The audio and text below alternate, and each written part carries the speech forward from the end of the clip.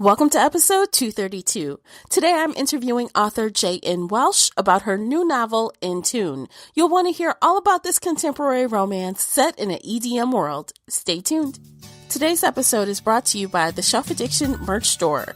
Check out all the bookish t-shirts, notebooks, mugs, and more. Don't miss out on these original designs, perfect for any book nerd. Support the podcast and visit shelfaddiction.com/merch and pick up your next favorite bookish item.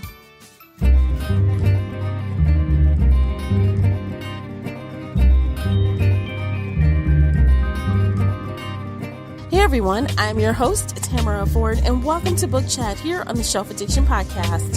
Here on Book Chat, we get bookish with roundtable book discussions, book recommendation lists, interviews, and more. Be sure to check out shelfaddiction.com for even more content. Before we get started, let me tell you a little bit about today's interview guest. Jan Welsh is a native New Yorker. She writes entertaining, often humorous, and provocative tales about strong, career-driven, multicultural heroines of color who are looking for love. Her punchy, flowing dialogue and most big city stories are heartwarming and stick to your ribs. When she's not writing, she can be found dancing, whining, rooting for her favorite baseball team, and or indulging in countless guilty pleasures. If you'd like to comment on something you've heard during today's episode, you can find me on Twitter or Instagram at Shelf Addiction. The links for everything related to today's episode are below in the show notes. Hi, Jan. Welcome to the episode. How are you doing today? I'm doing great. Thank you for having me. Absolutely. Thanks for taking the time. I'm super excited to hear all about your book. So are you ready to jump into things? I am absolutely ready to jump into things. All right. So let's start with what you're reading right now. Oh, well, I'm someone who kind of like double fists like reading. So I'll be reading a couple of things at the same time. Recently, Zoe Castile came out with Stripper. I was really excited for that book to come out. So I'm reading that. And I'm also reading a poetry book called Girls Like Me by Lola Staville, which is kind of cool because you can kind of go into it and out of it, but it's really done exceptionally well. And I started from poetry, so it, kind of brings me back to my poetry days. Oh, nice. I like poetry once in a while. Yeah. Yeah, it's good stuff. Okay, so tell me, do you have an author that you absolutely love? Like you will auto buy whatever new book is out, no questions asked. Ooh, so that's a tough one because I buy so many. Probably at this point, maybe Raven St. Pierre. I love pretty much everything that she's written so far. I kind of got into her through a recommendation, actually. And ever since then, I've just loved how she's very daring with her choice in time period as well as her characters. And she really kind of writes these like very saga-filled books. So whenever I hear that she's come out with, I back read her as well. So like I started like really late with her book Chasing Moonlight, and then kind of back read her because I just really loved it. I love when that happens. You find someone, you're like, I love this. I have to read everything. Yeah. It's really kind of fantastic when that happens because you're just like, it's out of your control. It's like, it's so out of your control where you're just like, I want more, I want to see how she got to this point, if this is a later book or how he got to this book or, whatever. So I think that is really amazing when that happens. And of course, people have tried to break this down over many a writing book, but it really is always surprising when that happens. You're just like, I just love everything that they write. Yeah, it doesn't happen very often, but when it does, it's like gold. It's it amazing. Is, right? Yeah. So share with me a little bit about like what writing influences do you think you have? Like, are there any books or authors specifically that you think have kind of influenced your personal writing style? I can't say specifically because I think that everything that I've read has influenced my writing in some way, shape, or form, whether it is something that I saw in, a Beverly Jenkins book or read in a Beverly Jenkins book or a Sylvia Day book or something that I loved out of those books. And then there are books that I didn't like, and I'm like, well, I learned that I don't like that, or I don't like to write that. So I feel like all books have influenced me in some way, shape, or form, either to want to write similar to someone or to really say, oh, I don't like that. I really need to stay away from. I do remember when I was trying to write, I was doing a romance novella and erotic romance novella. And I kind of got a tutorial from a writer friend, and I had to read like everything from the lightest in, love scenes to the most like where I had to put it down because it was just way too much. You know what I mean? And Yeah. so, and so I've I been there. I'm like, okay, you know what? Too much. Put this one down. And so I think that it all influences you to either know like where your limits are in terms of what you want to write, not necessarily what you want to read, but what you want to write, and make you a better writer. Yeah. So that means you read a lot of romance then, yeah? I read a lot of romance and I read a lot of non-romance. Hmm. Yeah. I read I read a lot of nonfiction, a lot of personal development, real life stories like Trevor Noah's Born a Crime, or Oprah Winfrey's books and things like that. I learned from so many nonfiction things as well as fiction books, and also different genres like mystery, suspense, or paranormal fantasy. Who can, I don't want to say who doesn't know Harry Potter, because there are some people who don't, right? I But know Harry Potter, but I have to right. shamefully hang my head because I have not read Harry Potter. And that, see, and that, and that's totally fine, but it's like, everything can influence you in terms of either like description or story. And, because at the heart of any book is the story, and so the story influences you, regardless of genre. So I try to read cross genres as well as in my own genre. It's always good to know what's happening in, my industry as a romance writer, but I want to, I always branch out and read other things as well. Oh, wonderful. So tell me, what got you on the path to writing romance? Wow. Oh, that's a loaded question. So Oh, no. I know. So when I was younger, I was a very avid reader. I would read. I remember one summer when we were in school, because I'm a little bit older, we used to sign a kind of like a book list. Like you could order all these books. And I remember the summer was coming and I ordered like 20 books. And I just read and read and read. But my mom used to get donated books from my godmother. And my godmother would give her these like Harlequin books, these old Harlequin books. And my mother would have them on the shelf. And my older sister would read them because she's about 6 years older than me. But that didn't stop me Mm-hmm. from reading them either. If it was a book and it had words in it, I picked it up, regardless of what was in it. Some was like way too either scary or too sexy or whatever, but I get my eyes on it. So back then I used to just read and read. And I realized at one point, I think I was in third grade, I would write like notes with my friends, and it would start out really like kind of light and stuff like that.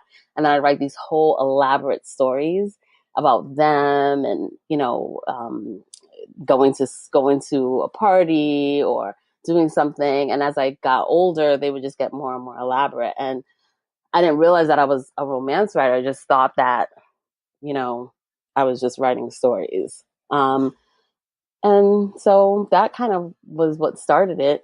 Later I went to school and didn't know if I could be a writer. Mm-hmm. Didn't know if I would be able to sustain myself in terms of a career in writing. So I got into other professions, but the writer was always there.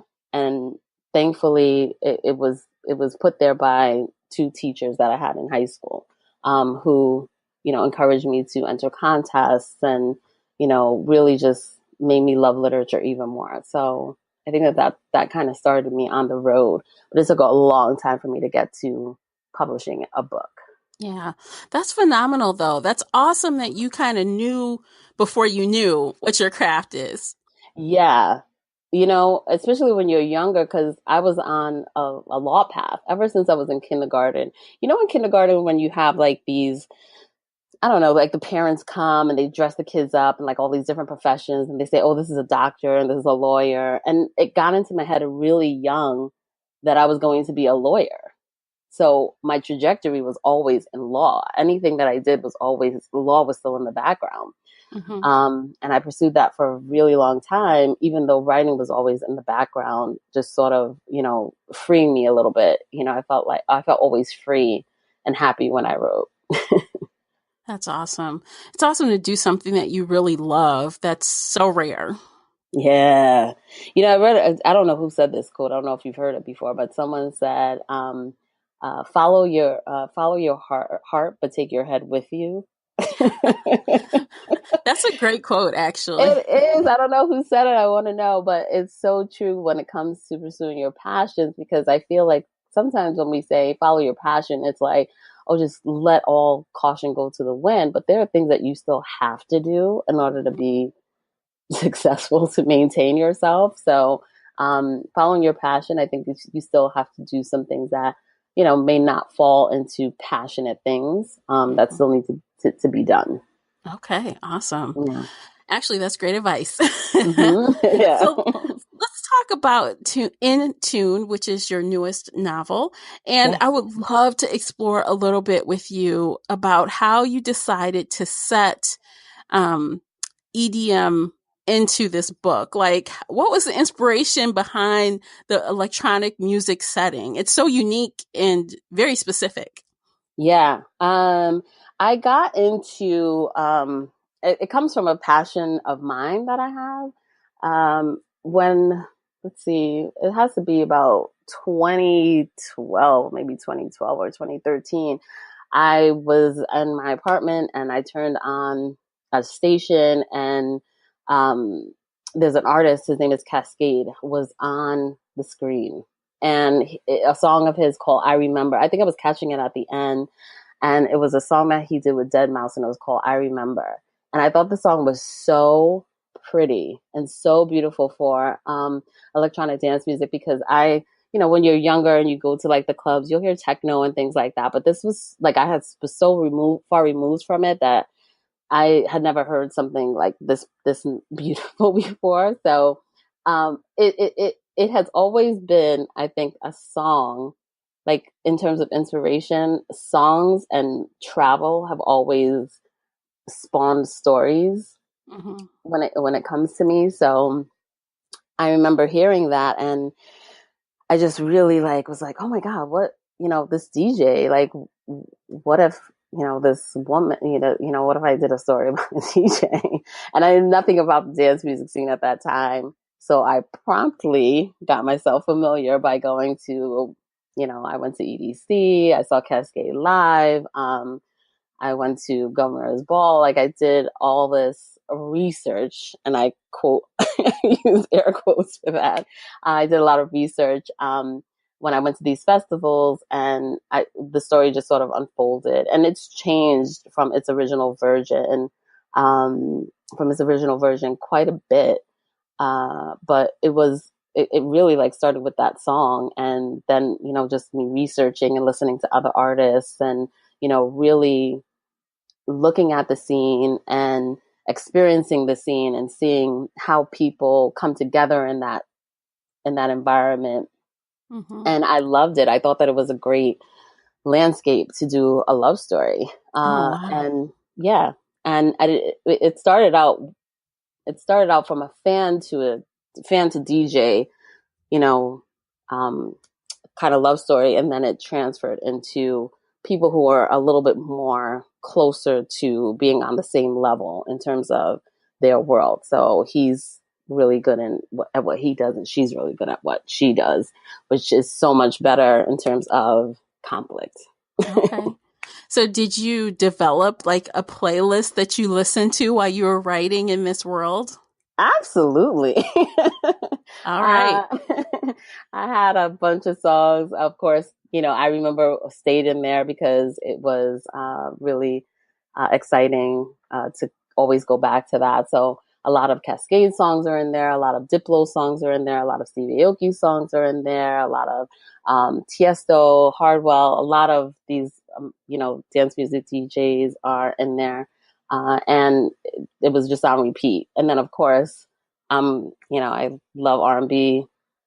So I always have R&B in there, especially when you're kind of getting ready to do a love scene. I'd slow things down and listen to a little Drake, listen to a little Go Apple. Yes, So those are some good, good, you know, good artists. yes. So I always try to set the mood for them, because these characters do eventually start to just write themselves. Mm-hmm. Do you think that the world is big enough with a lot of different, tones and things that people who aren't familiar with electronic dance music would still like the book?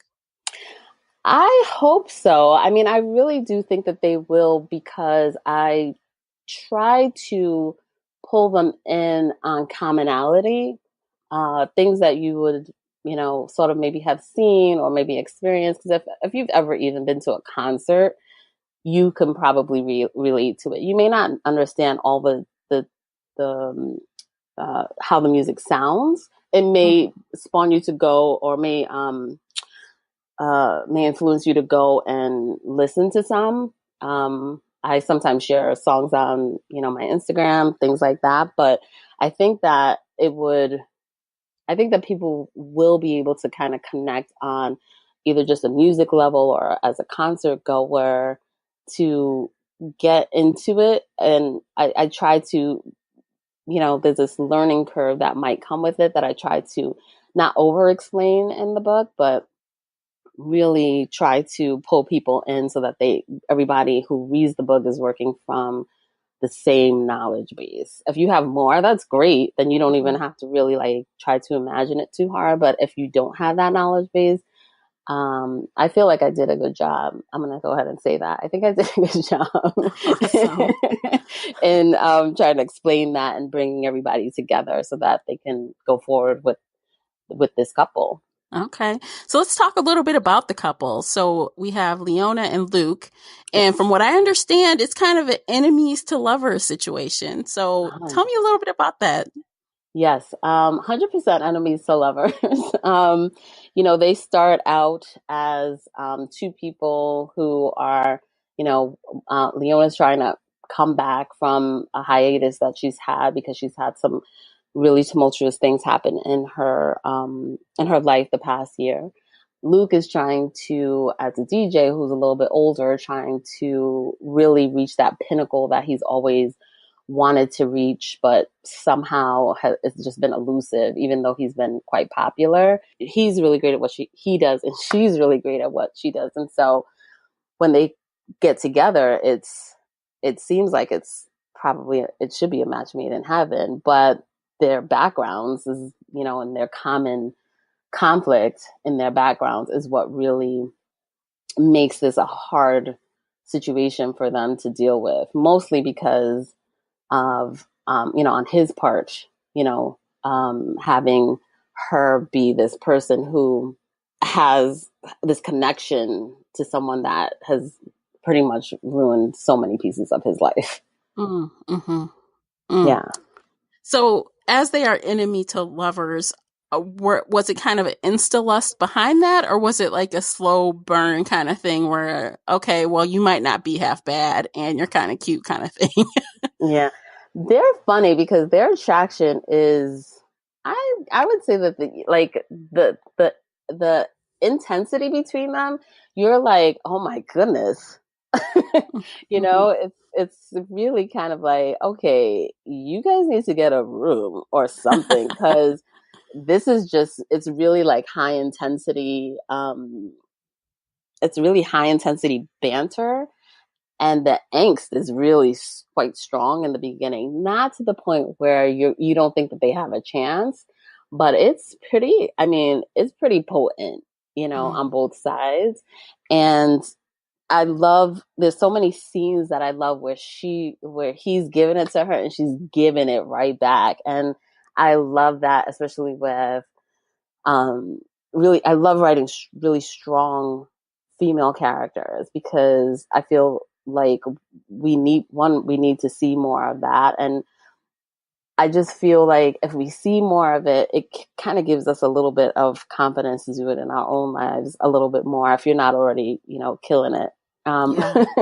but so I love that banter where they can kind of go back and forth and she can go toe to toe with him, not just as a professional, but she's really quick and smart and she's not to be she you may think that you can mess with her, but you may want to rethink that. And she shows you every time.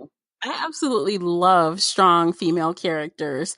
And I also like when the man in the story can hold his own. It's like almost two alphas, right? Who's gonna end up on Yes. top here?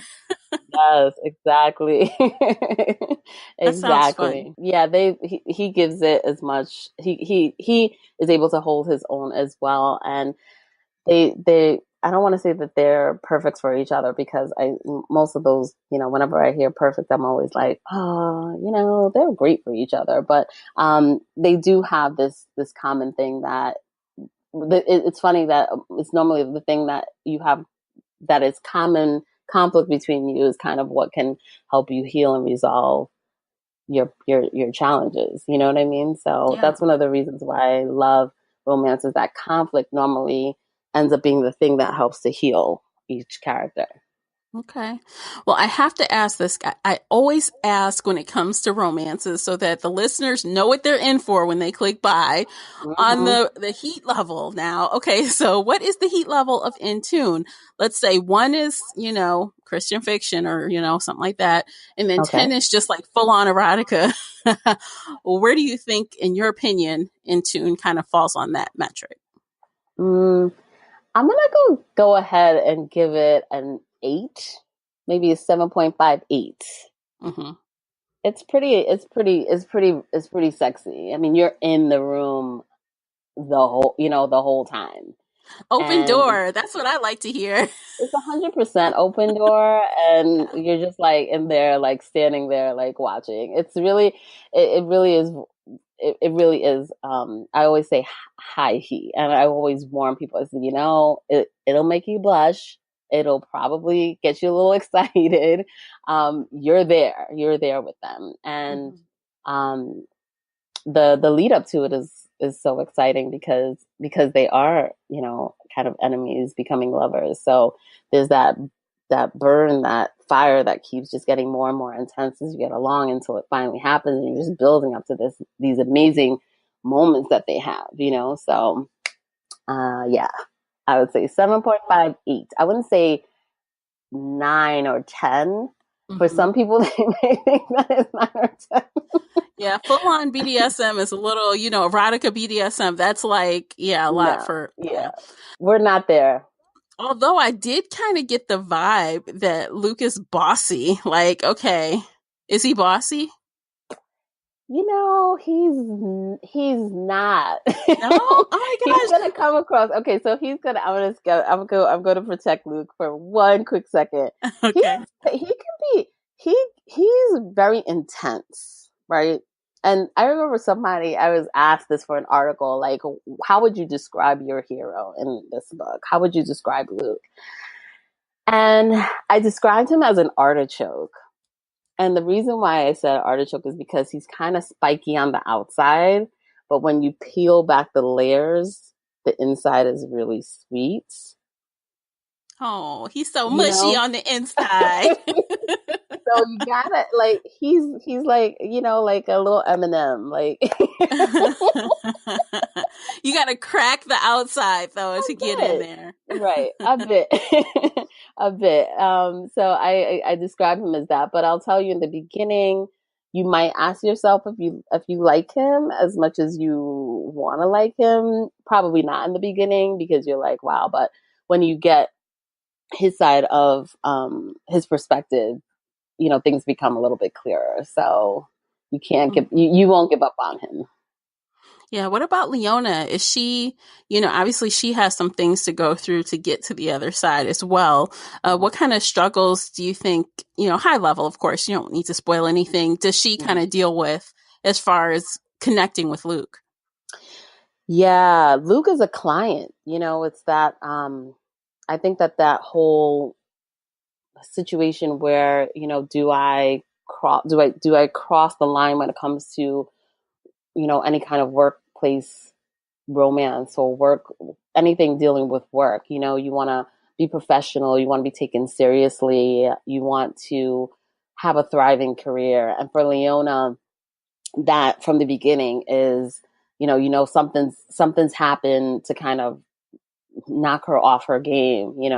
She's taken time off for a reason, and her career is everything to her, and she's kind of coming back, and you realize what happened and why she's coming back. And you really try to, follow this path that she's taking, where she thinks that maybe she can come back with a client, and she's willing to open that can up again. Mm-hmm. And then then Luke lands in her lap, and he's just like, no, and that's Yeah. hard. That's a hard thing, because you were like, oh my gosh, I just finally decided to, to get back at it, and this is what I get, and so she's kind of going through that, as well as, of course, her attraction in the beginning, as it relates to that, because it's like, whenever you have feelings for somebody who you're bumping heads with, that's always it's always it's always anxiety kind of rises in you, because you're like, how do I navigate this? Yeah. So she's dealing with that, and she's got to overcome this past, because it's something that it translates not only into her professional life, but it has translated into her personal life as well. Mm-hmm. And so, you see that through some of the family dynamics. You see that through her friendships, because one of the things that you always find in my books are these friendships that sort of like help you out. I love writing secondary characters, because they're just so great at just stirring the pot.